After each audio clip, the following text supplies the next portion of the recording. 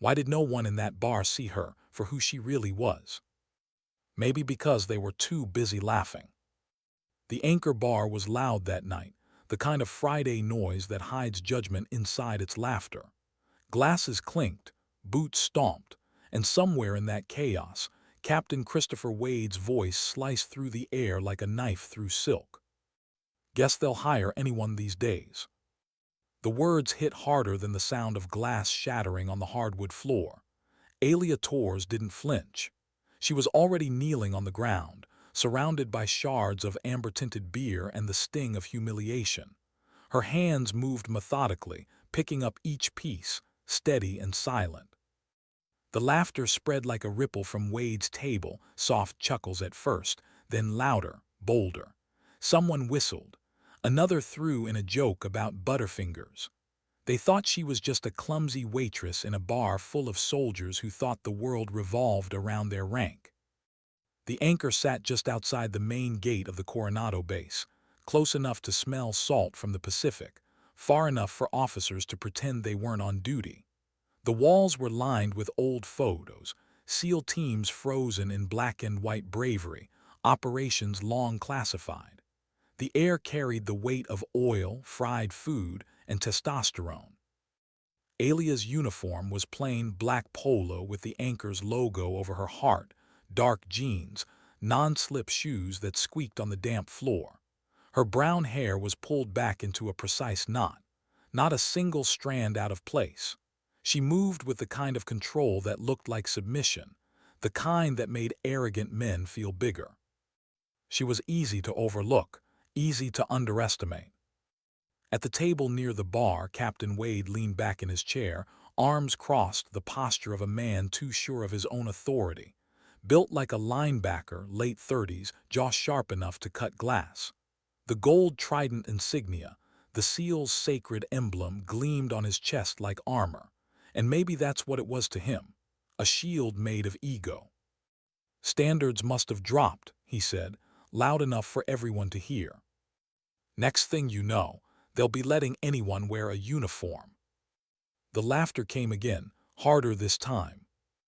Alia's jaw tightened for just a heartbeat. Then stillness. Her breathing fell into rhythm, 4 seconds in through the nose, 4 hold, 4 out through the mouth, 4 hold. The same breathing her father had taught her before she even learned to write her name. She reached for another piece of glass. That's when she saw it, a faint glint beneath the table. A ring. It had rolled beneath Wade's chair, catching what little light the ceiling lamps offered. Silver, but not cheap. The kind of metal that carried memory. Her hand froze for half a second, just long enough for her pulse to betray her. Then she reached for it, slow, careful, deliberate. Her fingertips brushed the cold metal. And Wade's boot came down on her hand. Not hard enough to hurt, just hard enough to humiliate. "Nuh-uh," he murmured, leaning forward, his grin sharp as the edge in his tone. "What do we have here?" He lifted his boot, and Alia's hand slipped back. The ring came up between her fingers. Wade snatched it before she could close her fist. "Nice prop," he said, holding it up to the light. "You find this on eBay."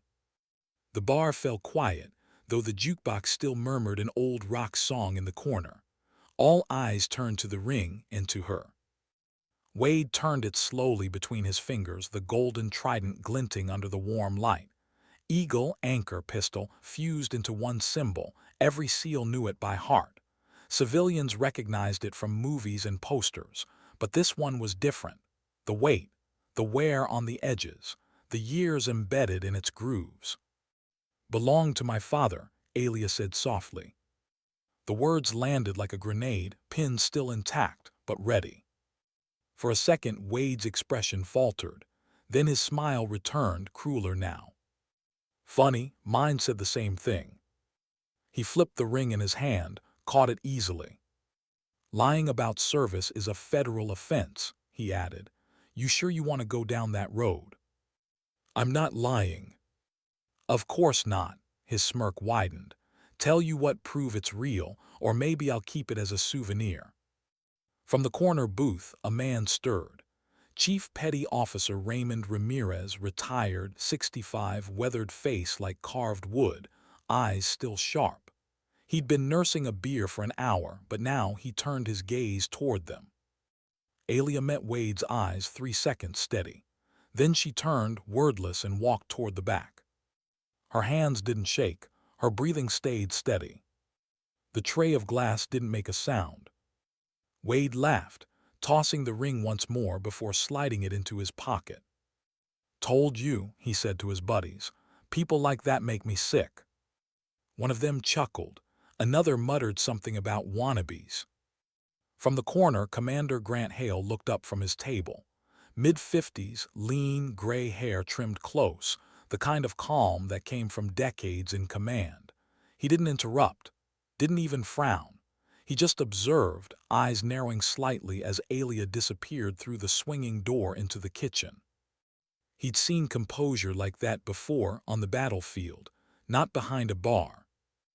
Inside the kitchen, harsh neon light cut through the air, stainless steel everywhere, the scent of oil and detergent. Alia emptied the glass shards into a bin and walked into the tiny break room at the back, no bigger than a closet, a cracked mirror on the wall, one folding chair. Silence. She reached into her pocket and pulled out a small cloth, unfolded it carefully. Inside was another ring. Identical. The real one. The one Wade had just pocketed was a replica, swapped with a magician's precision while she'd been kneeling on the floor. A sleight of hand taught to her by the same man who'd once worn the original. Her father, Rafael Torres. Call sign Ghost 1. She wiped the real ring clean, slow and methodical, her thumb tracing the faded engraving inside the band. Torres, Rafael Torres, Ghost 1. Not yet, Dad, she whispered. The door opened softly behind her. Lieutenant Sarah Brennan stepped in, her uniform crisp, her face full of quiet concern. "You okay?" "Fine," Alia said, slipping the ring onto a chain around her neck, hiding it beneath her shirt. "That was Wade, wasn't it?" "Captain Jerk himself." Sarah leaned against the wall, crossing her arms. They, known each other since high school, two military brats who'd grown up between bases and broken promises. Sarah, the daughter of a Marine sergeant. Alia, the girl who'd learned to breathe like a sniper before she was 10. "Want me to file a complaint?" Sarah asked. "Wouldn't matter. He humiliated you in front of half the base." "He's not wrong," Alia said. "To him, I'm just the help." Sarah frowned. "You're more than that."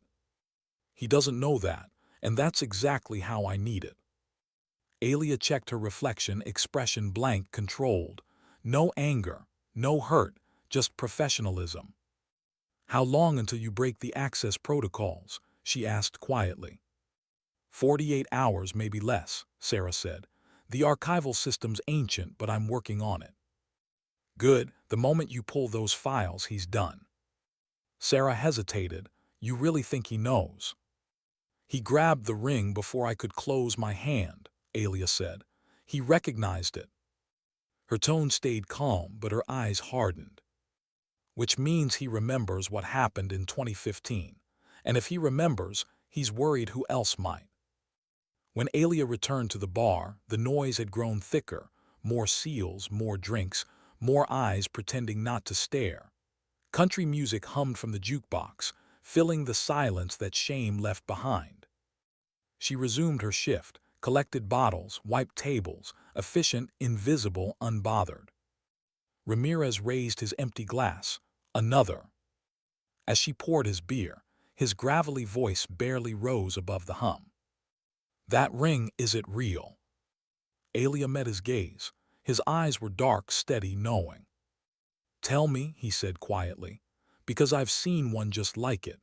Belonged to the best operator I ever served with. Never bragged, didn't have to."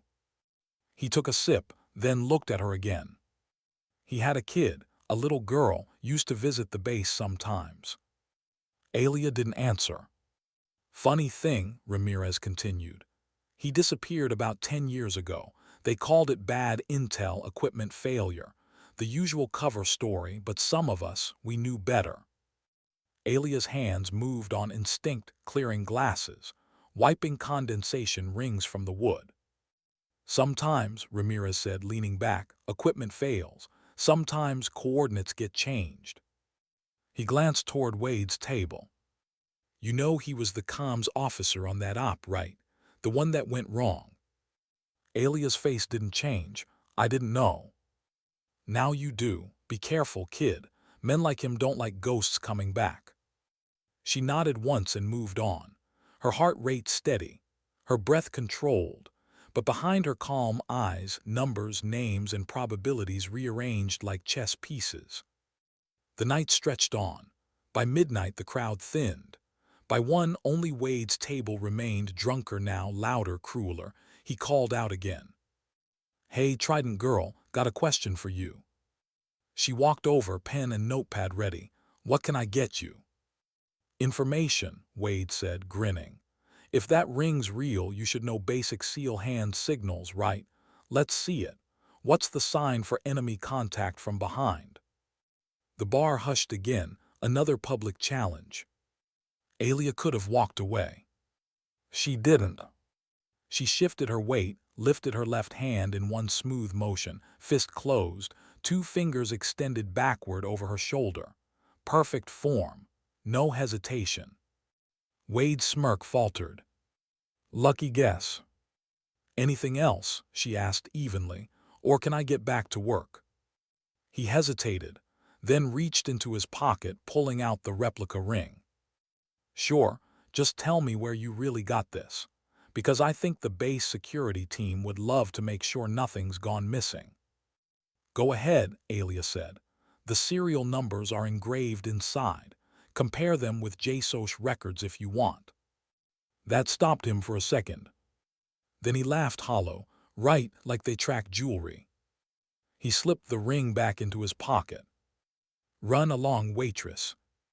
As she turned, one of his men muttered, What if she's not bluffing? Wade's answer was cold, immediate. She's bluffing, trust me. By the time the bar closed, the laughter had faded into low murmurs. Commander Hale and Ramirez had already gone. The air hung heavy, like something unsaid lingered between the walls. At 2:30 a.m., Alia stepped outside into the cool California night. The parking lot was nearly empty. Her old Honda waited under a flickering light. Her phone buzzed. Sarah's message.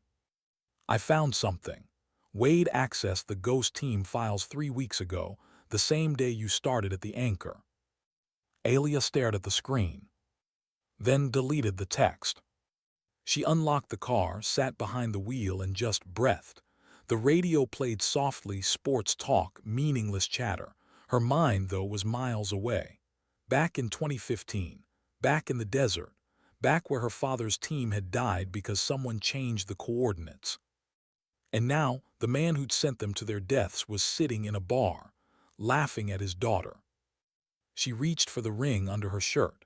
The trident caught the faint glow of the dashboard light. Her thumb brushed over the engraved name, the same motion she'd done 1,000 times. But tonight, something was different. The metal was warm, alive. A small red LED blinked beneath the trident once, slow and steady. After 10 years of silence, the encrypted chip inside the ring had awakened. And somewhere, buried inside it, was the truth her father had died protecting. Alia stared at the blinking light, her pulse calm, steady. Not yet, she whispered. But soon. Outside, the ocean wind carried the faint scent of salt and steel. Inside the car, the ring pulsed like a heartbeat, quiet, deliberate, unstoppable. And for the first time in years, Alia Torres allowed herself to believe. The ghosts were finally coming back. The ring didn't stop blinking. Once every 5 seconds. Like a heartbeat she could finally hear.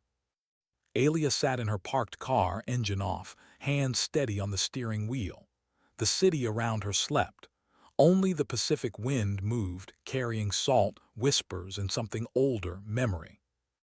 Her father's ring lay warm against her chest, the LED pulsing red beneath the trident. It had never done that before. 10 years of silence, and now it had woken up, just as she'd walked back into the world of those who'd killed him. She didn't believe in coincidence, not anymore. She lifted the ring, watched the faint light flicker against the windshield, then spoke softly to the darkness. "If this is you, Dad, I'm listening." The hum of the engine returned when she started the car. The road back to her apartment was almost empty, only the distant sweep of headlights and the rhythmic flash of street lamps breaking through the fog. By the time she reached the small building 2 miles inland, dawn was still hours away. Her apartment was quiet, Spartan: one futon, one table, a laptop, and a single framed photograph. Rafael Torres in desert camo, his arm resting proudly on the shoulder of a little girl wearing oversized dog tags, the inscription on the back: "If you're reading this, the ring worked. Finish what I started." Alia traced the writing with her thumb. She could still hear his voice, calm under pressure, the kind of calm that came from conviction, not arrogance. She opened her laptop, password, then another. A secure folder appeared filled with names, transfers, redacted files. She spent 18 months building this timeline. One date glowed brighter than the rest. March 14th, 2015. That was the night the ghost team went dark. 8 operators, 7 support, 1 comms officer at base command, Captain Christopher Wade. Official report: equipment failure. Her father's encrypted note: "No, someone changed the coordinates." And now that someone was drinking whiskey and calling her Trident Girl. Her cursor hovered over the last entry: audio logs corrupted, access denied. The chip in the ring might hold the key, a backup her father encoded when he realized he wouldn't make it home. But the decryption timer she'd run the night before still glowed at the bottom of her screen. 72 hours remaining. 3 days until the data unlocked.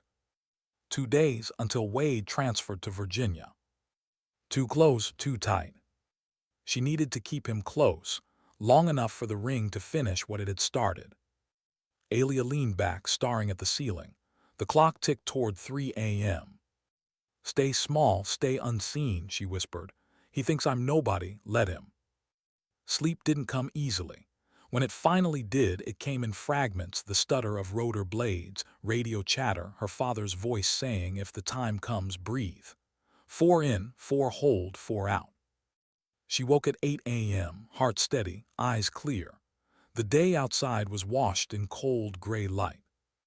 By 10 a.m. she was back at the Anchor bar, hair tied, uniform crisp.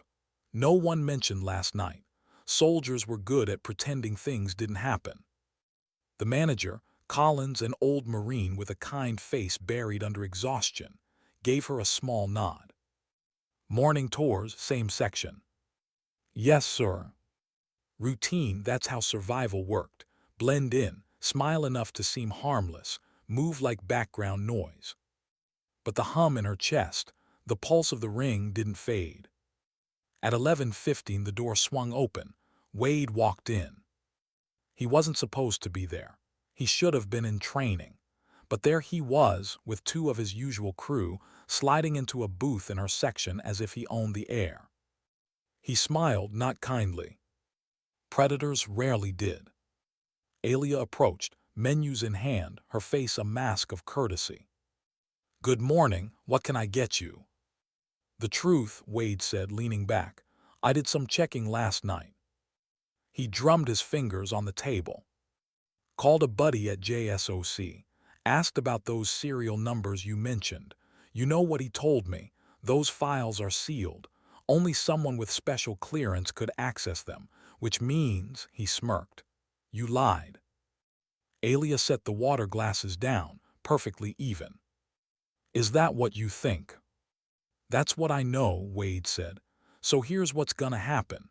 You admit it's fake, maybe apologize for the little act, and I forget the whole thing. Otherwise," he shrugged, "we'll take this to the commander." She didn't flinch. So, water for everyone, or do you want to eat? The dismissal hit him like a slap. Color flushed his face. He slammed a $5 bill onto the table. Forget it, place has gone downhill anyway. He stormed out, his friends following, confusion written on their faces. The room held its breath for a moment. Then the noise returned, laughter, conversation, clinking glasses. But Alia caught what he left behind, a crumpled napkin on the booth seat. A warning written in quick, angry pen. You're playing a dangerous game. Walk away before you get hurt. She folded it carefully and slipped it into her pocket. The day crawled. By late afternoon, her friend Sarah slid into a stool at the bar, dressed down in civilian clothes, nerves showing through her calm. We have a problem, she murmured. Wade filed an official complaint. Says you've been creating a hostile work environment with false military claims. The HR office picked it up. Collins has to open an investigation. How long? 48 hours, maybe less. Then we move faster. Sarah exhaled. I can accelerate the data retrieval, but if we trip a security alert, everything locks.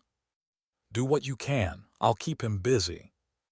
Sarah's eyes drifted toward the door, where Wade's reflection had lingered hours before. Be careful. Men like him, when they start losing control, they get dangerous. I know. When Alia spoke, her voice was calm, too calm. That night she closed the bar alone. Collins had sent the other workers home early. Budget cuts, he said, though both knew it was really to keep them away from trouble. By 3 a.m., the anchor was silent except for the hum of refrigerators and the distant whisper of the ocean. She was halfway through counting the register when she heard it, the front door creak. She'd locked it, she was sure. Her hand drifted toward her phone in her apron pocket. We're closed, she called. A silhouette stepped into the dim light of the emergency exit signs. Tall, broad, hood pulled up. Then he moved forward, and she saw the face. Wade. His voice was low, no swagger, no smile. Thought we should talk privately. She stayed where she was, near the counter. Breaking and entering still illegal, Captain. Door was open. No, it was. He took another step forward. You're not gonna let this go, are you? I'm a bartender, Captain. I serve drinks. Stop it, his voice sharpened. I ran your background, Alia Torres, 29 years old, no military service. Father was Rafael Torres, SEAL Team 5, killed in 2015. Mother remarried, moved north. You bounced around college, retail, restaurant work. Then suddenly, 3 months ago, you show up in San Diego. 1 month later, you get a job in the one bar I drink at. That's not coincidence. People need work. Not here, not you. His eyes narrowed. You're digging for something. You think you know what happened to your father. Silence. He died on a bad op, Wade continued. Bad intel, bad luck, that's it. There's no conspiracy, no cover-up. Is that what helps you sleep? Alia asked quietly. He hesitated, just enough to confirm what she already knew. Then her hand twitched toward her chest, instinctive. The ring beneath her shirt had turned hot, almost burning. The LED was flashing faster. Wade saw it. What's that? He asked. Nothing. Show me. You need to leave, Captain. He stepped closer. You're not wearing that fake ring anymore, I noticed, so what are you hiding? Her right hand slipped into her pocket, thumb ready over the emergency dial button. Last warning, she said softly. Go, or I call base security. For a moment they just stared at each other, two soldiers without uniforms, two ghosts of the same war. Then he laughed, dry and hollow. You have no idea who you're messing with, or what's at stake. Then enlighten me. You've got 48 hours, he said finally. After that, HR fires you and you're done. No access, no credibility, and if you're smart, you'll disappear. He turned and left. The door closed behind him with a slow, final click. Only then did Alia move. She pulled out the ring.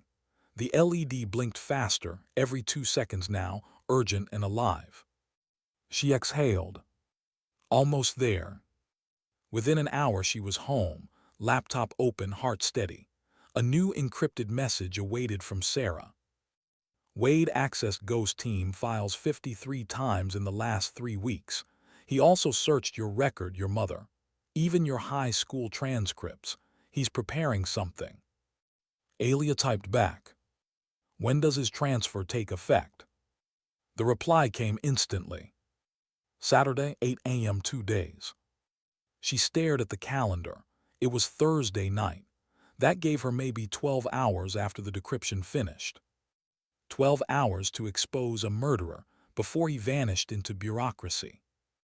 She leaned back, the glow of the laptop washing over her tired face. The ring was warm against her palm, almost breathing. You left me a key, didn't you, Dad? She whispered, and now the lock's turning. Her eyes drifted to the photograph on the shelf, her father in his gear, the helicopter behind him, the faint desert haze around his smile. If you're reading this, the ring worked.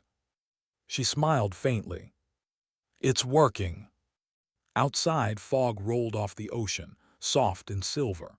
The world looked quiet, but she could feel the current shifting underneath. The kind that could drown a man like Wade or save his soul if he still had one. Somewhere deep in the circuitry of the ring, the chip decrypted another line of code. The LED changed rhythm, from red to a pale blue pulse. A message appeared on her laptop screen, unprompted.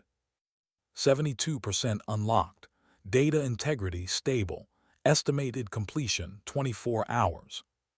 She exhaled, a small hard breath that carried both relief and dread. Tomorrow night.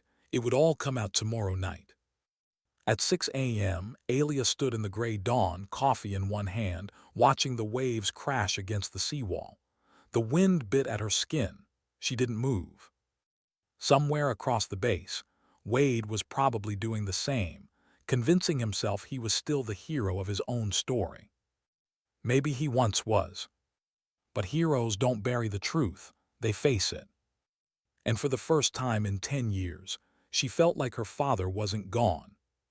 He was watching, guiding, waiting. The ring blinked once, faint and blue. She touched it lightly, whispering the promise she'd kept buried for a decade. I'll finish what you started. Then she turned back toward the base, the bar, and the battle waiting for her, not with guns or uniforms, but with truth. Because sometimes the quietest war is the one fought without a sound. How do you stay calm when the truth you've chased for a decade is finally waking up in your hands? For Rafael Torres, the answer was simple. You breathe 4 in, 4 hold, 4 out, 4 hold. Just like he taught her. The morning came gray and heavy, fog rolling in from the Pacific like a shroud. The kind of fog that swallowed sound, blurred outlines, and made even familiar streets feel foreign. Alia liked it that way. Fog meant cover, and cover meant time. She stood outside the Anchor at 6 sharp, coffee steaming in her hand. The bar still slept, doors locked, windows dark. Only the hum of neon signs and the distant cry of a gull broke the silence. The ring beneath her shirt pulsed faint blue now, steady. 72% decrypted, the message on her laptop had said. The truth was coming. She just had to hold everything together until it did. By mid-morning, the bar was awake. The clatter of bottles, the smell of disinfectant, the dull rhythm of prep work, all normal. Collins, the manager, unlocked the front door 10 minutes late, rubbing at tired eyes. Morning, he muttered. Morning, sir. He looked at her for a second longer than usual. There was something new in his eyes, sympathy, maybe, or resignation. Need a word, he said, leading her into the small office behind the bar. The air smelled of old paper and cold coffee. The HR office called this morning. It's official now. They've opened an investigation. Alia stood still. Let me guess, Wade. Yeah, Collins sighed, rubbing a hand over his face. He's accusing you of theft this time. Says you've been skimming tips that were meant for other staff. Her chest didn't move. That's a lie. I know, I checked the cameras myself. 3 weeks of footage, you were clean. Never took a dollar you didn't earn. He leaned on the desk, the weight of it pressing on his words. But they don't care about that. He's got 3 statements, employees saying they saw you pocketing money, probably paid off or scared. I can't prove it either way. Alia's silence was steady as steel. Look, Collins said, voice dropping. You've been a damn good worker. I don't want to do this, but they're forcing my hand. You can either resign by 5 p.m., keep your record clean, or I'll have to fire you for cause. He looked at her, guilt creasing every line in his face. I'm sorry, kid, I really am. For a second she thought of her father, the way he used to pause before bad news, steady but kind. Collins had that same pause. Thank you, Alia said softly. For what? For being honest. She turned toward the door, hand on the knob. I'll give you my answer at 5. Alia, Collins hesitated. Be careful, men like Wade, they don't lose gracefully. She nodded once and left. The rest of the morning passed in slow motion. She moved through the motions of work like a ghost, restocking shelves, cutting limes, wiping counters. Every movement mechanical, efficient, silent. The ring beneath her shirt no longer blinked red, it glowed faint blue, a constant pulse that matched her heartbeat. When she checked her phone at noon, the latest diagnostic flashed across the screen. Decryption complete, 100%, data secured. Her breath caught. It was ready. Now all she needed was the right moment, and the right eyes to see it. Her phone buzzed again. Sarah. Where are you? Need to talk. Grant Hale pulled your file. That name stopped her cold. Commander Grant Hale, the same man who'd been sitting quietly at the back of the bar that first night. The one whose eyes had followed her, calculating. Her father's old teammate, second in command of Ghost Team. She dialed immediately. Sarah answered on the first ring. He knows, Sarah said without preamble. Not everything, but enough. He requested your personnel file this morning. The system flagged it restricted, and instead of backing off, he used his clearance to escalate. What did he see? Depends on how deep his clearance still runs. If he's Tier 1, he'll see the phrase legacy operations in your record. If not, just a series of redactions. And Wade still has his transfer orders, leaves tomorrow morning. Alia looked at the clock, 1:07 p.m. Time was collapsing. Then tonight's the night, she said. What are you planning? To make sure he never gets on that plane. Sarah's silence said everything she was afraid to. Be careful, you're alone in this. Not anymore, Alia said quietly. My father's not the only ghost he left behind. By 2 p.m., the lunchtime rush filled the anchor again. Sailors, mechanics, support staff. The hum of easy laughter covering the undercurrent of tension she carried. She scanned the crowd. Wade wasn't there. Good, that meant he was getting ready, confident enough to think she'd already lost. Her eyes caught movement at the door. Chief Ramirez, same as every day, same old worn leather jacket.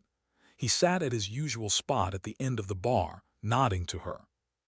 When she set down his beer, he slid a folded napkin across the counter.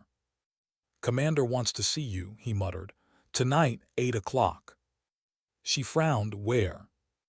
Address is inside, not on base, in town. He met her eyes. He said it's about your father. Alia unfolded the napkin. A neatly written address stared back at her. Her chest tightened, not with fear but with inevitability. Did he say anything else? Yeah, Ramirez said, voice low. Said Rafael Torres was the best man he ever served with, and that his daughter deserves the truth.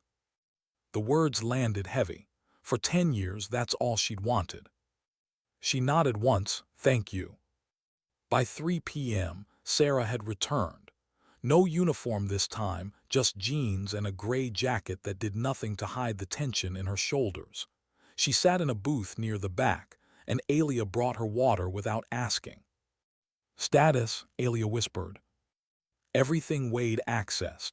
53 separate logins into the Ghost Team archives, 18 into your record. He tried to delete files, but the backup system stored them for 72 hours. I pulled them 20 minutes before they were purged. She slid a small USB drive across the table, hidden under a napkin. Everything's on there, including the audio logs. Alia's fingers tightened around it. "You listened." Sarah nodded grimly. "I heard your father's voice, Alia. He transmitted the correct exfil coordinates. Then Wade relayed different ones to the air wing, 4 miles off. The team never had a chance." Alia didn't blink, didn't move. Only her grip on the napkin turned white. "Why would he do that?" she whispered. "That's what I don't understand," Sarah said. "Unless someone told him to." She paused. "Someone higher up, someone who needed your father gone." Alia's pulse steadied. "Then tonight we find out who." Sarah hesitated. "There's something else. Wade sent out a message this afternoon, group text, to 5 other SEALs on base." "What did it say?" "Anchor bar, 2,000 hours. Drinks on me. Big announcement before I ship out." The same time, Grant Hale wanted to meet. Alia sat back, exhaling through her nose. "No coincidences." Sarah's jaw clenched. "You're walking into his territory, 50 men all loyal to him. Then they'll all see the truth." For the first time, Sarah saw it, the same look she'd seen years ago in Alia's father's eyes. Calm, final, like a soldier who'd already accepted what came next. By 5 p.m., Collins called her back into his office. The termination form sat waiting on the desk, pen beside it. "You don't have to do this," he said softly. "I do." She signed her name, dated it, and slid it back to him. "That's it?" he asked, surprised. "No fight." "No fight." She turned to go. "I'll work tonight," she said. "Consider it my last shift." He hesitated, then nodded slowly. "One last night, then. And Alia," he stopped himself, eyes flicking toward her chest as if he could sense the ring beneath her uniform. "Don't let him win." She gave a faint smile. "I wasn't planning to." The next 2 hours passed like ritual. She reorganized the bar's sound system, tested the projector, synced the display to the media tablet. The same system they used for football games and fight nights. She ran one last check: volume, input, range. Everything worked. By 7:00 p.m., the bar lights were warm, the tables polished, and the first of the evening crowd trickled in. By 7:30 it was full. Mostly SEALs, loud, confident, the kind of camaraderie that came with shared scars. Someone fed coins into the jukebox, rock music filled the air, laughter masked unease. Then at 7:45 he arrived. Christopher Wade. Jeans, polo, same trident glinting like pride. His crew followed him, 6 men, loud and laughing, claiming the center table like a throne. The noise rose around them as they ordered the first round. When Alia brought the drinks, he didn't even look at her. But his eyes flicked once toward her apron pocket, where the outline of the ring chain bulged faintly beneath the fabric. He was curious, still afraid. "Good." At 7:55 the door opened again. The crowd parted almost instinctively. Commander Grant Hale stepped inside. He wasn't in uniform, but the room shifted all the same. Authority had a weight you couldn't fake. Conversations stilled, eyes followed.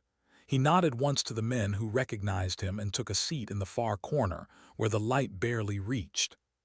He waited. Alia kept moving, serving drinks, clearing tables, invisible as ever. But every second drew tighter around the clock. Her heart beat in time with the soft blue pulse under her shirt. 8:00 p.m. The moment was here. Wade stood, glass in hand, tapping the side with a knife until the chatter faded. "All right, listen up," he called, his voice carrying over the bar like a practice command. "Before I head east tomorrow, I wanted to say a few words." The room quieted, loyal faces turning toward him. 6 years stationed here, best team of my career, the finest operators in the world. He lifted his glass. "To the brotherhood, to the teams, to those who serve with honor." "Hoo-yah," the room roared back. But then his tone shifted. The smile didn't reach his eyes. "But honor's only worth something if we protect it, if we call out the ones who cheapen it." The crowd murmured, uncertain. "There's someone here," Wade said, pointing, "claiming her father was a SEAL, wearing a fake Trident-Ring, pretending to be one of us." The noise died instantly. Dozens of eyes turned toward Alia. "I did my homework," Wade said. "She's lying, a waitress pretending to have a legacy she doesn't. I think we all deserve to hear the truth." Alia set down her tray. The metal of the ring burned hot against her chest.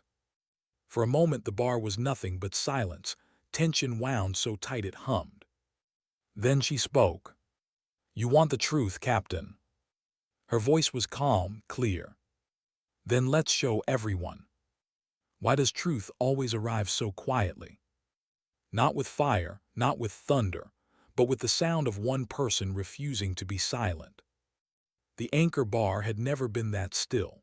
Dozens of eyes fixed on Alia Torres as she stood beneath the hanging lights, calm as stone, the faint hum of the jukebox dying in the background. Her hand rose slowly. From beneath her shirt the silver chain slid free, and with it the Trident-Ring. It glowed faint blue. The light danced across the bottles behind the bar, refracting through glass and whiskey until the entire room shimmered like a mirage. Wade's smirk faltered, just slightly. "You want proof," Alia said softly. "Fine, you'll have it." She reached beneath the counter, tapped the control on the sound system. The televisions flickered static at first, then blue light filling the screens around the room. Conversations froze. No one moved. Her voice stayed calm. "This is the Trident-Ring of Commander Rafael Torres. Ghost Team, Operation Harvest Tide, 2015. He designed it himself, encrypted, data-locked, biometrically sealed to his DNA. He made one backup before deployment for me." Wade's glass slipped from his hand and shattered on the floor. The sound was small, but it cracked the silence wide open. "That's impossible," he muttered. "That ring was destroyed." "No," Alia said, eyes steady. "You just thought it was." She placed the ring on the bar top. The LED pulsed faster, linking to the system she'd synced earlier. A tone rang through the speakers, low, mechanical, unmistakably military. Then came a voice. "Her father's. This is Commander Rafael Torres, Ghost One. If you're hearing this, something went wrong. Coordinates altered, extraction compromised. Suspect internal breach, comms officer Christopher Wade." The words landed like gunfire. The entire bar froze. On the screen, grainy video appeared, desert footage time-stamped, a squad moving through dust and silence. Then a cut to satellite telemetry, 2 sets of coordinates side by side, one labeled original, the other transmitted. 4 miles apart. 4 miles, the difference between rescue and death. Alia didn't look away. She let the room feel it, the cold clarity of betrayal. "To whoever finds this," the voice continued, "protect the truth, Ghost One signing off." The transmission ended. Silence filled the space where lies used to live. Wade stood motionless, pale beneath the warm bar lights. Every man in the room stared at him, disbelief giving way to something colder, understanding. Chief Ramirez rose slowly from his stool. "That's his voice," he said quietly. "Rafael Torres, I'd know it anywhere." Wade swallowed.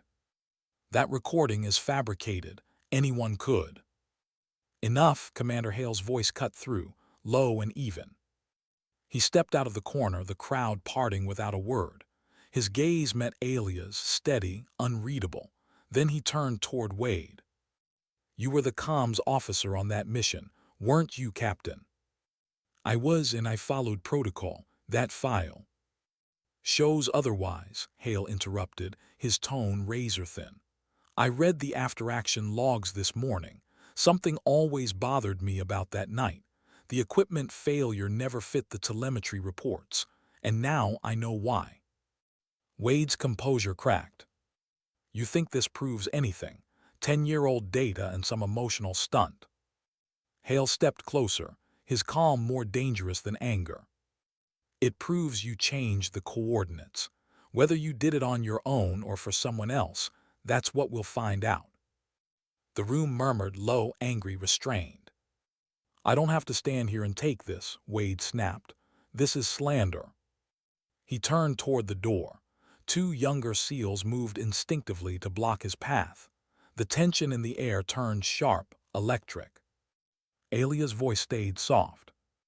"You can walk out, Captain.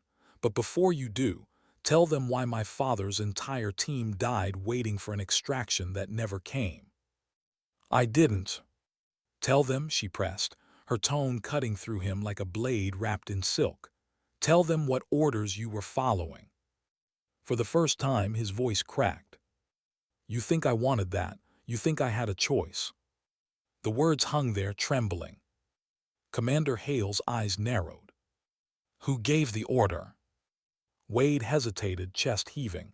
The mask was slipping. Every man in the room could see it.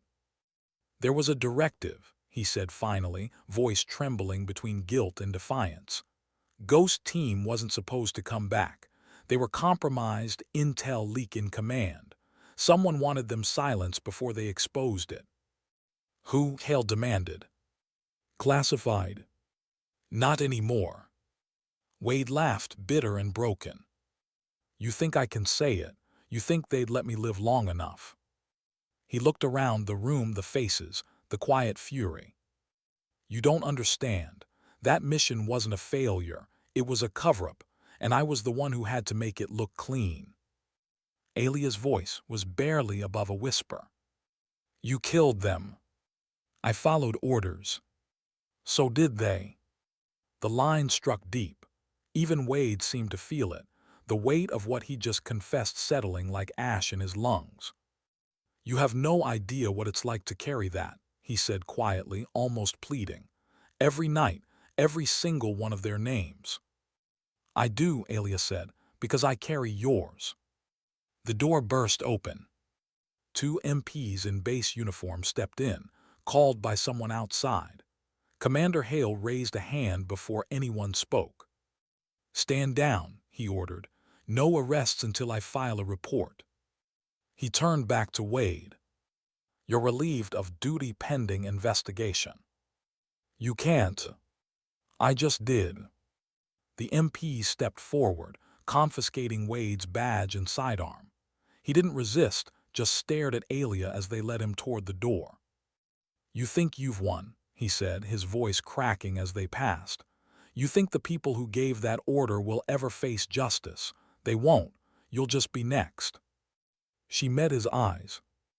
"Maybe, but the truth doesn't vanish anymore. It gets recorded." Wade's jaw tightened. "He was a good man," he whispered. "Your father, I'm sorry." Then he was gone. The room stayed silent long after the door closed. No one moved. The only sound was the faint hum of the projector still casting light across the wall, a frozen image of the desert, the last known sight of Ghost Team alive. Finally, Commander Hale spoke. "Every man in this room heard what I heard. This doesn't leave here until I say so. You understand?" "Aye, sir," the room answered as one. Then he looked at Alia. "You should have come to me sooner." "Would you have believed me?" she asked. He didn't answer right away. "Maybe not, but I would have tried." She nodded once. "Then you still can. The ring's got everything. Audio, metadata, command logs. If we trace the directive, we'll find who ordered it." Hale exhaled, a slow, heavy breath. I'll take it from here. But Alia shook her head. No, this isn't over. You got what you came for. Not yet, she said softly. My father's name is cleared, but the people who used him, they're still out there, and now they know I'm not. Her eyes met his, calm, steady. I won't stop. Hale studied her, the fire in her stillness, the steel in her tone. Finally, he nodded. Then we do it by the book, quietly. You understand what that means? It means I disappear. For a while. He handed her a card, plain, unmarked. This number reaches me directly. Use it when you're ready. What happens to Wade? He'll talk, maybe not now, but guilt has a way of eating through armor. Alia looked toward the empty doorway where he'd stood. I hope it does. By the time the bar emptied, only she and Collins remained. The old manager wiped the counter in silence. Hell of a last shift, he murmured. You sure you're all right? I am now. He looked at the Trident-Ring, still glowing faintly in her hand. So that's what all this was about. Not revenge, she said quietly, recognition.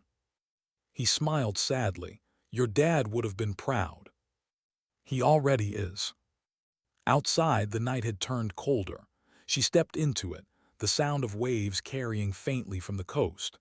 The sky above Coronado was dark, starless, but the ocean never forgot how to reflect light. It shimmered faintly, like memory. She sat in her car, staring at the ring in her palm. The glow had faded now, the LED pulsing one last time before dying. Her father's voice echoed in her mind. Sometimes dignity doesn't speak, it simply acts. She closed her hand around the ring. It's done, Dad, she whispered, but I'm not finished.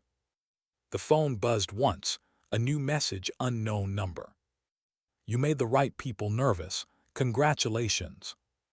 No signature, just coordinates. East Coast. Langley. Alia smiled faintly. So that's where you want me next. She started the engine. The headlights cut through the darkness, slicing across the empty street.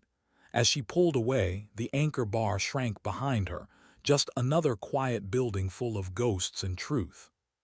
The war wasn't over, it had only changed shape. And somewhere in that shifting silence, the faintest echo of her father's voice seemed to follow. Breathe, kid, 4 in, 4 hold, 4 out, 4 hold. She did. And for the first time in 10 years, it didn't hurt. What does someone do after truth finally breaks the surface? Some people breathe easier. Others start drowning. Alia Torres drove east before dawn, headlights cutting through mist and memory. The Pacific was behind her now, a fatting mirror in the rearview. Ahead stretched 1,000 miles of road and one blinking set of coordinates on her phone. Langley, Virginia. A single message, no sender, no explanation. You made the right people nervous. Congratulations. She didn't take it as a compliment. It was a warning wrapped in praise. The sun rose slowly over the desert, gold bleeding into gray. Her car's radio stayed silent. No music, just the hum of tires and the rhythm of her father's breathing in her head. 4 in, 4 hold, 4 out, 4 hold. She'd done it for 10 years. Now she understood why he taught her. By the second day, she reached the outskirts of D.C., foggy air, cold light, the kind of city that looked polished but carried secrets in every shadow. She parked at a roadside motel off Route 29. The sign buzzed faintly, rooms by the week. Her room was small, twin-bed, cracked wallpaper, a single desk under a humming lamp. She unpacked carefully. Laptop, external drives, the Trident-Ring now dark and silent. Her phone buzzed again, same unknown number, new message. Tomorrow, 900 hours, east entrance, Langley. No address, no name, but she didn't need one. She stared at the text for a long time before replying with a single word. Understood. Morning came gray and cold. Langley rose like a fortress of glass and quiet authority.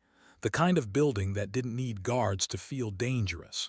She parked 2 blocks away, tucked the ring into her pocket and walked. At the gate, the guard scanned her ID. Visitor pass. Alia Torres appointment. With who?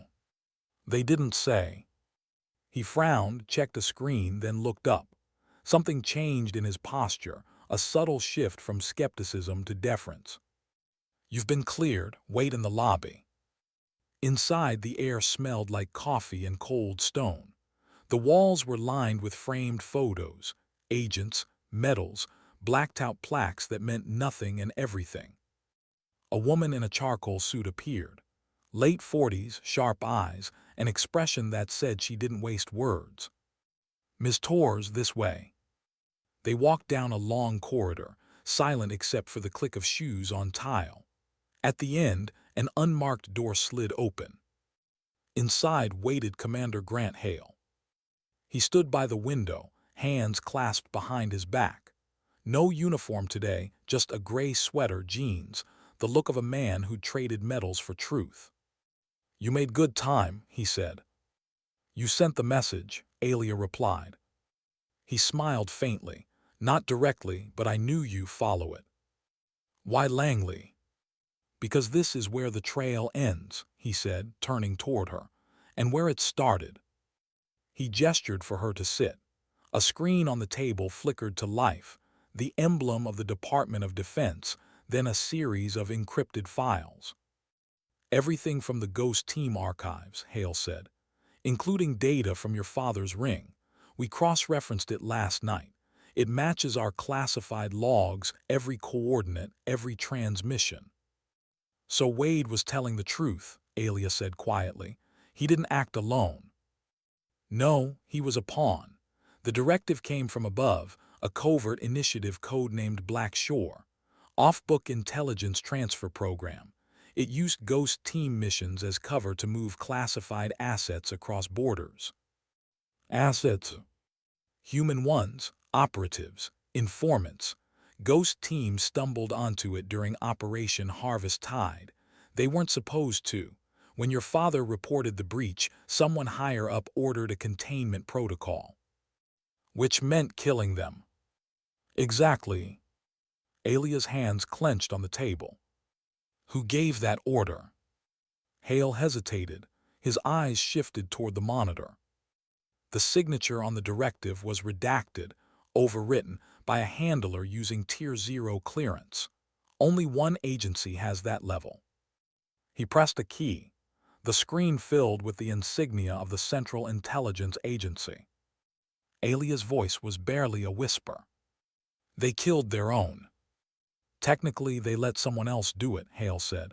Wade was the executioner. They were the architects. The silence that followed felt like a vacuum, every sound swallowed by the weight of what she'd spent years trying to uncover. Why tell me this now? She asked. Because they already know you exist, Hale said simply. They flagged the decryption the moment your ring synced with the Anchor's network. I've kept them off your trail for now, but that won't last. You can't stay in the open. So what? You're saying I run? I'm saying you survive. My father didn't run. Hale's voice hardened. And he died for it. She met his eyes, calm, defiant. Then I'll die doing the same thing if I have to. For a long moment, he said nothing. Then he nodded slowly, as if conceding to something inevitable. You really are his daughter, he murmured. Then quietly, there's one more thing you need to see. He tapped another file. The screen filled with grainy surveillance footage. A hangar, military insignia half hidden in shadow. A man in civilian clothes spoke with someone just out of frame. Zoom. Freeze. The man was Wade. The second figure stepped forward, older, authority in every gesture. His face came into focus. Alia's breath caught. It was her father's commanding officer, Admiral James Beckett, head of naval intelligence during the Ghost Team era, decorated, revered, the man who delivered the folded flag to her doorstep. He was behind it, she whispered. He ran Black Shore, Hale said grimly. Wade took orders from him. He's been untouchable ever since. Where is he now? Retired, consulting for the agency, which means he's still protected. Exactly. Hale turned off the screen. We can't take him down the traditional way, not without evidence that ties him directly to the deaths. What about the ring data? Not enough. The directive's metadata traces back to a dead server, one that burned in a classified fire 6 years ago. Convenient fire. They always are. Alia leaned back, thinking. Her father's voice echoed faintly in memory. The truth isn't what they hide, it's what they replace it with. So we find what they replaced it with, she said. If Beckett erased the data, he replaced it with something. Fake orders, falsified reports, that's the trail. Hale's eyes narrowed, impressed despite himself. That's exactly what I was hoping you'd say. He handed her a sealed envelope. This is your new ID. You'll operate as a civilian contractor under my oversight. Quiet, off record. We dig through the system piece by piece, but once we start, there's no turning back. Alia took the envelope. The paper felt heavier than it should. I stopped turning back 10 years ago. That night she returned to her motel. The air outside carried the faint scent of rain, the kind that never quite falls. She locked the door, drew the curtains, and sat on the bed with the envelope in her lap. Inside, a badge, a key card, and a name she didn't recognize. Elena Cross, civil analyst. She smiled faintly. He always wanted me to fly under the radar. On the nightstand, her father's ring lay still. The LED had gone dark since the broadcast. She lifted it, studying the worn edges, the small crack near the eagle's wing. You did your part, she whispered. Now it's my turn. Her laptop pinged, a message from Sarah. Wade's gone, transferred before the MPs processed him. Someone pulled strings. He vanished mid-flight. Alia stared at the screen, heart steady. They're cleaning house, she said to herself. He won't be the last. She typed back. Find out who authorized the transfer. Use the backdoor system we built in Coronado. Encrypt everything. Burn after reading. Sarah replied with a single word. Always. Alia closed the laptop, leaned back against the headboard, and exhaled. Her mind replayed her father's message, protect the truth. She thought she'd done that. But maybe truth wasn't meant to be protected. Maybe it was meant to be unleashed. Outside, thunder rolled somewhere beyond the horizon, slow, distant, inevitable. She looked at the ring one last time, the way it caught the faint flicker of lightning through the window. Then she whispered, almost to herself, They took everything from you. Now I'll take everything from them. The words didn't sound angry. They sounded certain. The next morning she entered Langley again, now as Elena Cross. The badge scanned green. The guard nodded. No hesitation this time. In the hallway beyond, Commander Hale was waiting. He walked beside her in silence until they reached a room labeled Archive, Classified Access. You'll start here, he said. Old hard drives, burned logs, offline servers, everything the system lost. Will trace the ghost of Black Shore. And Beckett. He'll make his move soon. People like him can't stand silence. Alia nodded, then we let him speak. Hale opened the door. Inside, the room stretched like a graveyard of machines, endless rows of blinking servers and humming drives, the ghosts of missions long forgotten. She took a deep breath. All right, Dad, she murmured. Let's finish what you started. The door closed behind her, sealing the hum of electricity around her like a heartbeat. And for the first time since she'd left Coronado, she felt something she hadn't in years. Not revenge, not rage. Purpose. How much truth can a system hold before it starts to crack? Alia Torres asked herself that question as she sat alone in a room that buzzed like a hive of broken memories. Endless rows of servers blinked in the half-light, each one whispering pieces of history the world had chosen to forget. It smelled like cold metal and dust and guilt. For the last 4 days, she'd done little else but dig. Old drives, encrypted logs, backup tapes so ancient they still carried magnetic hiss. Commander Hale checked in every few hours, quiet and watchful, letting her work the way a sniper lines up a shot, patient, exact. She barely slept. Caffeine and silence kept her upright. At 02:13 a.m., the cursor froze on a file name she hadn't seen before. /ops archive /2015 Harvest Tide A sub. The A stood for administrative. But the metadata told another story. The file had been created 2 days after the mission ended, not before. Alia's breath caught. She opened it. Static. Then text scrolled across the screen, a mission report signed not by Admiral Beckett, but by a liaison officer she'd never heard of. Someone named R. Connors. She ran a trace. Connors didn't exist in any personnel registry. That was the first crack. At 07:00, Hale appeared, coffee in hand. He looked as if he hadn't slept either. Find something. A ghost, Alia said, turning the screen. Connors. No service record, no pay history, no clearance file, but he authorized the containment order. Hale leaned in, reading. That's not a name, it's a cover designation. R. Connors, as in Red Connors, agency slang. It's a handler code used for deep cell assets. Meaning whoever signed this wasn't inside the Navy. They were CIA, attached under Beckett's directive. Alia frowned. Then Beckett wasn't alone either. No, Hale said quietly, he never is. He rubbed a hand across his face, the weight of old wars pressing into his bones. You've done good work, but we can't keep pulling files here. Someone's monitoring the archive gateway. Every time you access Black Shore, a ping hits the upper servers. So they know I'm looking. They will soon. She stared at the lines of data still scrolling. Then we need to move faster. That night, Hale took her to a storage vault 3 floors down, a concrete box filled with sealed evidence lockers.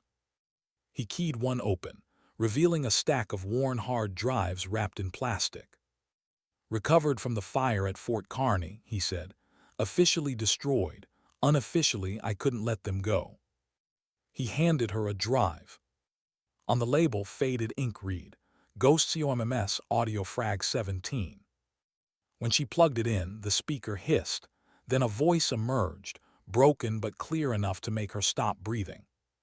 Ghost 1 to base. Repeat, coordinates changed. We have hostiles inbound who authorized the shift. Another voice answered, not her father's. Smooth attached. Proceed to secondary objective. This channel is secure. Negative, secondary objective unknown. We need confirmation from command. Command is aware. Execute and maintain silence. Then gunfire, screams, static. Hale closed his eyes. That's proof Beckett's cell redirected them. No, Alia said softly. It's proof someone else spoke through him. She ran a spectral analysis, a habit she'd learned from Sarah. The waveform of the second voice wasn't a live transmission. It was a splice. That wasn't real time, she whispered. It was pre-recorded. Hale blinked. You're saying they faked the command channel. Exactly. They fed Wade a doctored message he never knew. So he's not the monster. No, she said, just the instrument. The revelation twisted something inside her, anger and relief tangled together. The man she'd hated for a decade wasn't innocent, but he wasn't the architect either. Which meant the architect was still out there, watching. At 09:40 the next morning, she caught the first sign of movement. Her terminal flickered, a remote login attempt. Someone was trying to access her session. She killed the connection instantly. Then she saw it, the access tag, S. Brennan/J. Sockbridge. Sarah, her best friend. The phone on the desk buzzed a second later. Alia, don't panic, Sarah's voice came through, low and fast. They're inside your network. They traced the Coronado footage back to me. I've got 30 minutes before internal security knocks on my door. You need to get out. I can't. If I run, they'll brand me as the leak. Listen, Beckett's moving. He's setting up a meeting tomorrow at Andrews Air Base. Supposedly a farewell ceremony, but he's burning everything. Files, backups, witnesses. He's tying off every loose end, including you. The line crackled. Sarah, don't come here, not yet. Then silence, disconnected. Alia stared at the dead line, the faint echo of her friends breathing still in her ears. They found her, she said quietly. Hale's face hardened. I'll call in a favor, we can pull her before. No, Alia cut in. If they suspect her, a rescue makes it worse. We need to hit Beckett first.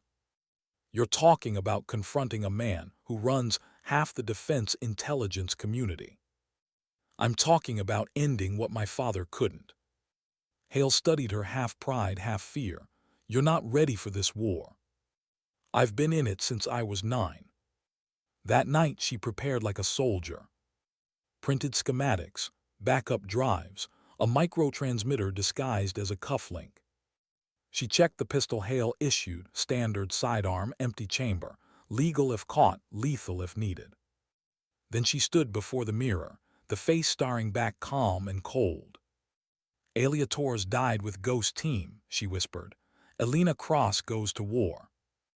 At 23:00, she slipped out of Langley through a maintenance exit, badge deactivated. Rain started to fall, fine, sharp, relentless.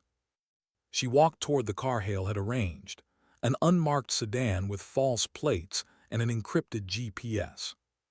Before she could open the door, her phone vibrated again. Unknown number. She hesitated, then answered.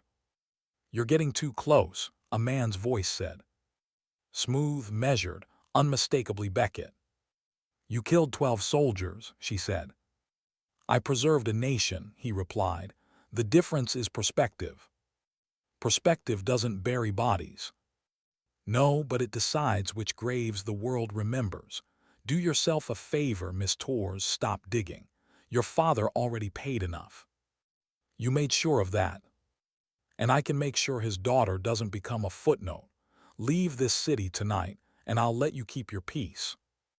Peace isn't what I'm after. He chuckled softly. Then I suppose you've inherited more than his ring. The line went dead. Alia stared into the rain, pulse steady. He'd confirmed what she needed most, that he was afraid. By dawn, she was outside Andrews Air Base.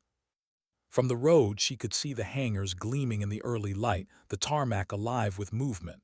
Trucks, security convoys, ceremonial flags. Beckett's farewell ceremony looked more like an extraction. Hale's voice came through her earpiece. You sure about this? No, she said, which means it's probably right. He sighed. You get one shot. Once we expose him, everything goes dark for us both. Understood. She adjusted the transmitter on her wrist, linked it to the ring in her pocket. The plan was simple: record Beckett's confession, broadcast it through the encrypted JSOC network, and let the truth leak itself. Simple plans always carried the most danger. At 08:47, a convoy rolled toward the hangar. Beckett stepped out, impeccable suit, polished shoes, the quiet arrogance of a man who believed history bent around him. He shook hands with officers, smiled for photos. Every movement rehearsed. Alia watched through binoculars from an abandoned service building. Her pulse slowed, 4 in, 4 hold, 4 out. She whispered to herself, just breathe. Then a second vehicle arrived, rear-tinted windows. 2 guards stepped out, and between them Sarah. Handcuffed. Alia's throat tightened. "Hale," she whispered, "they've got her. Damn it, they're using her as leverage." "For what?" "For you. He wants you to show yourself." Beckett turned slightly, scanning the perimeter, and smiled. He knew she was out there. "He's baiting me," she said. "Then don't bite." "I can't leave her." For a long moment, the world shrank to the sound of wind against the hangar walls. Rain engines' heartbeat. Then Alia made her decision. "Patch the ring's signal to the network," she said. "If I can't walk out, make sure the recording does." "Alia, promise me." Silence, then Hale's voice, low and resolute. "I promise."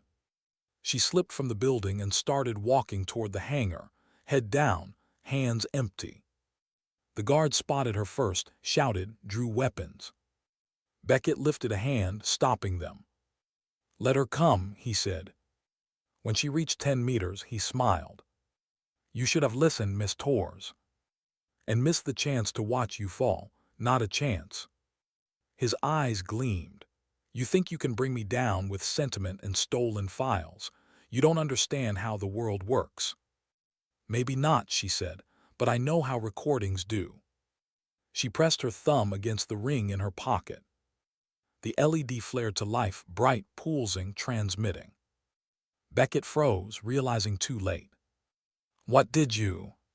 "Say hello to Langley," she whispered. Every word that followed went live, his threats, his boasts, his confession of containment protocols and national necessity.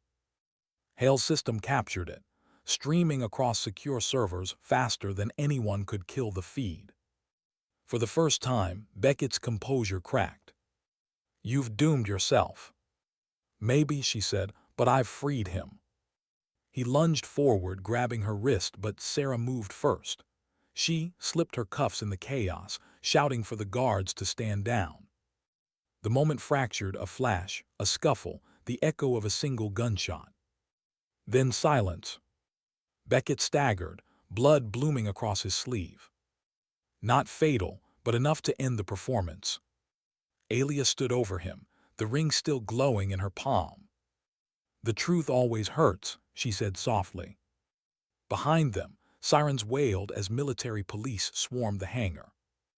Hale's voice came through her earpiece one last time.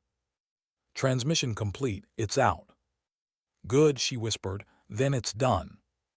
Hours later, the headlines would read Admiral Beckett under investigation for unauthorized operations. They wouldn't mention her name. They never did. But somewhere deep inside a government server, a file labeled Ghost 1, final record carried every second of that morning. Her father's voice. Her own. Proof that silence had finally broken.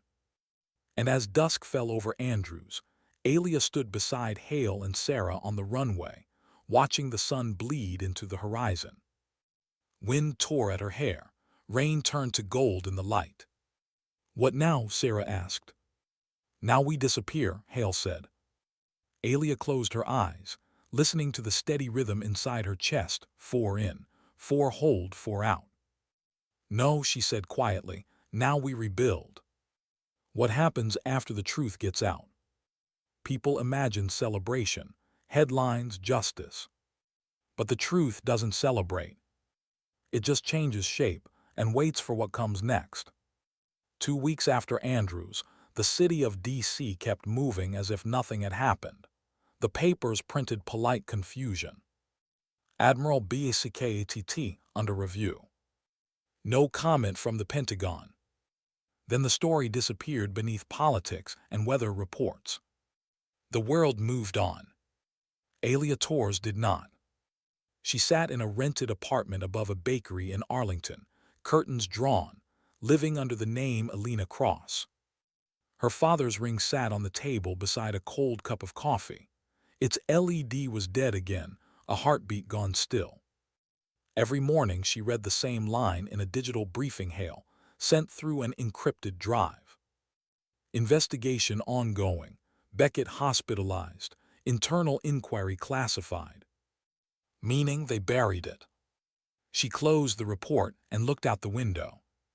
Across the street, people laughed, held hands, carried grocery bags. The world felt too normal for what she knew.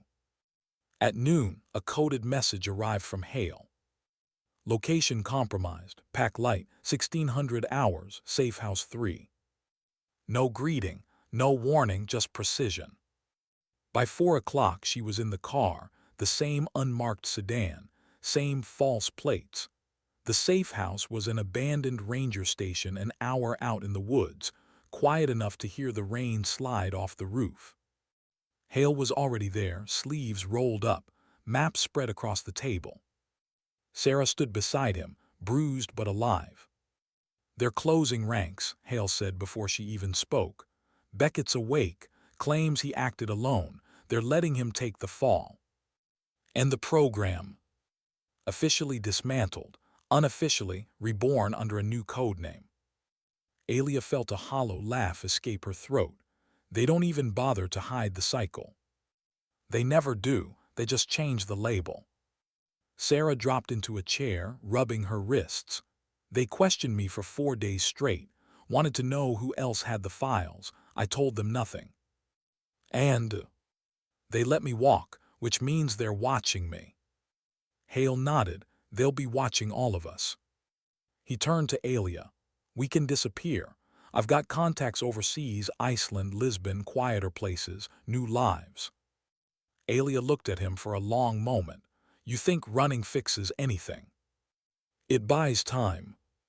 Time for them to rebuild." "You've done enough." She shook her head. "Not yet." The silence that followed wasn't argument, it was recognition. He'd been in her place once, years ago. He knew what obsession sounded like. "Then what?" he asked finally. "We find the others, anyone Beckett used, the ones still in the shadows." Sarah frowned. "You want to hunt the agency?" "No," Alia said. "I want to make sure no one can use Black Shore again." The rain thickened outside, drumming against the tin roof. Inside, Hale opened a drawer and tossed her a file. "Then start with this. Name's Marcus Venn, former logistics analyst, Langley Division 9, Beckett's numbers guy. He signed off every resource transfer for Black Shore. After the exposure, he vanished. Rumor says he went private, consulting in Geneva under a shell firm called Coraxis. You think he knows what really happened? If anyone does, it's him. And you trust your source?" Hale gave a tired smile. "No, but sometimes you follow bad roads because they lead to the right ruins." Sarah leaned forward. "I can forge travel papers, but once you leave the country, you're on your own. No backup, no extraction." Alia nodded slowly. "That's fine." That night she sat alone on the porch while Hale and Sarah packed. The rain had stopped, leaving the forest soaked in silence. The air smelled of pine and rust. She turned the Trident-Ring between her fingers, its surface scarred, the engraving half-worn. "I did what you asked," she whispered, "but I still don't know if it made anything better." The wind answered softly through the trees. Sometimes she imagined it was his voice. "Breathe, kid. 4 in, 4 hold, 4 out." She did slowly. Then stood, pocketed the ring, and walked back inside. They left before dawn. 3 people, 1 car, the world narrowing to highway lights and fatigue. Sarah drove first, hands tight on the wheel. Hale watched the mirrors, Alia watched the horizon. By the time they reached the airport, the sky had turned that pale color before sunrise, the shade of uncertainty. Hale pulled her aside. "Once you're in Geneva, you meet Venn in public. Never alone, never without an exit. He's not loyal to anyone." "Noted." "And Alia, if he offers you money, walk away. Information like his always comes with blood." She gave a faint smile. "I learned from the best." He almost smiled back. "No, you learned from the most stubborn." They exchanged a brief, wordless nod, soldier to soldier. Then she was gone. The flight to Switzerland felt like drifting between lives. When the plane broke through the clouds, the Alps gleamed beneath her, white, ancient, indifferent. In Geneva, the world felt clean again. Glass towers, calm streets, people with umbrellas and quiet ambition. It was almost peaceful, if not for the shadows that followed her reflection in every window. She checked into a small hotel under her alias, unpacked only her laptop and the ring.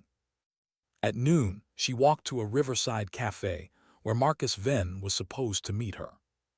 He arrived late, mid-50s, thin, eyes restless behind wire-frame glasses. He looked like every other corporate consultant in the city. That was the point. "Ms. Cross," he said, offering a polite smile, "or do you prefer tours?" She didn't flinch. "Depends who's asking. Let's just say I'm a man who values balance. Beckett upset the balance. Now he's paying for it." "You worked for him." "I worked for whoever paid my invoice." She studied him, his twitchy fingers, the way he kept glancing over his shoulder. "You know what Black Shore really was," she said. "A framework," he said. "Information laundering. They fed operational data through private servers, then sold predictive algorithms to defense contractors. Your father's team stumbled onto the trial network. Beckett panicked. And killed them. Containment, not murder. At least that's what the files said." "Files lie." "Yes," he said, sipping his coffee, "but numbers don't, and I still have the numbers." He slid a small drive across the table. "This contains the payment trail, every off-book transaction tied to Black Shore. Follow the money, you'll find the architects, but be careful. They're not hiding in offices anymore. They're hiding behind nations." She picked up the drive. "Why give this to me?" "Because I'm tired of pretending loyalty is the same thing as safety." She studied him for another second. "You expect me to trust you?" "No, I expect you to use me." He stood, adjusted his coat. "And Miss Torres, if you live long enough to read what's on that drive, don't come back here." He left before she could answer. That night in her hotel room, she opened the drive. Encrypted, of course.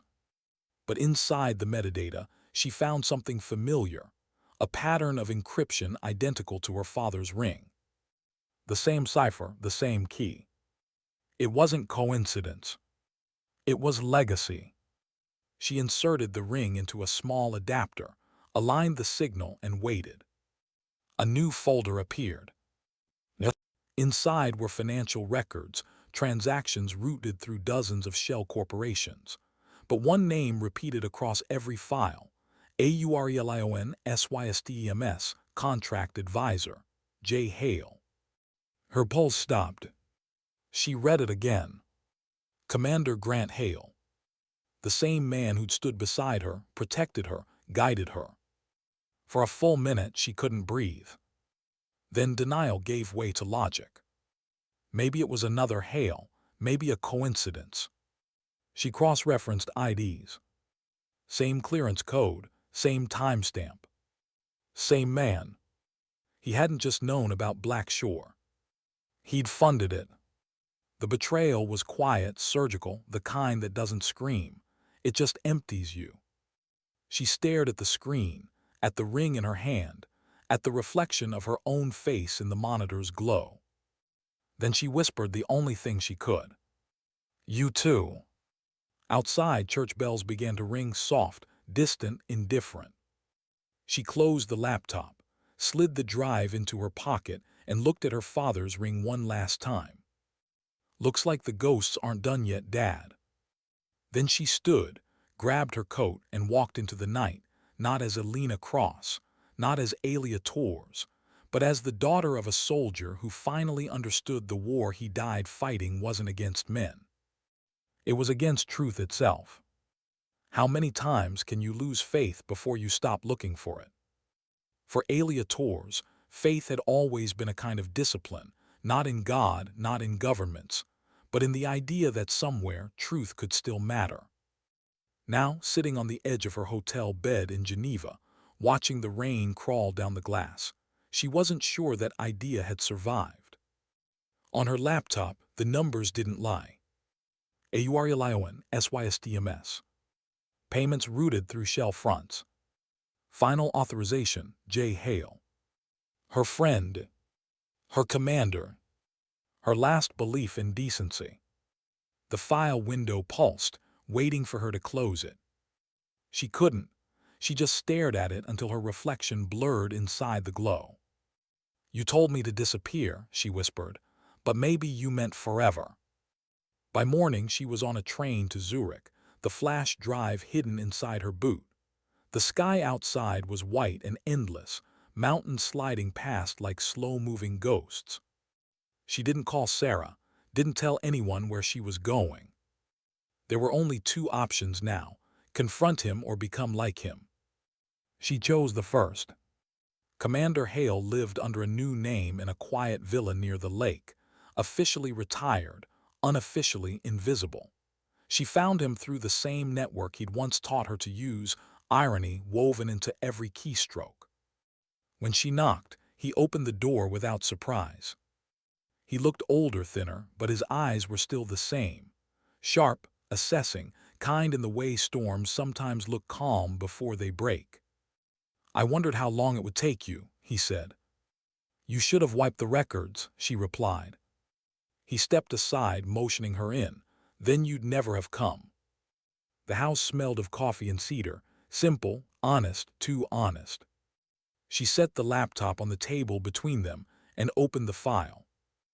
"Aurelion SYSTMS," she said. "You signed the transfers." Hale didn't flinch. "Yes." Just that, no excuses, no denial. "So all this time," she said quietly, "you were part of it." "Not part, origin." The admission landed like a gunshot muffled by snow. "Black Shore started as a containment measure," Hale said. "Post 9/11, before you were even in school. The idea was to track rogue ops that went off book to keep them from turning into another scandal. But the system grew teeth. Beckett weaponized it. And by the time I saw what it had become, there was no pulling it back without burning half the military chain." He poured 2 coffees, slid one toward her. "So I stayed inside. Better to control the monster than let it run free." "Control," she said. "You buried my father." "I tried to save him," he said softly. "I rerouted the first extraction order. Beckett intercepted it. I didn't know until it was too late." Silence stretched between them, not disbelief, just exhaustion. "You should have told me," she said. "You weren't ready to hear it. You don't get to decide that anymore."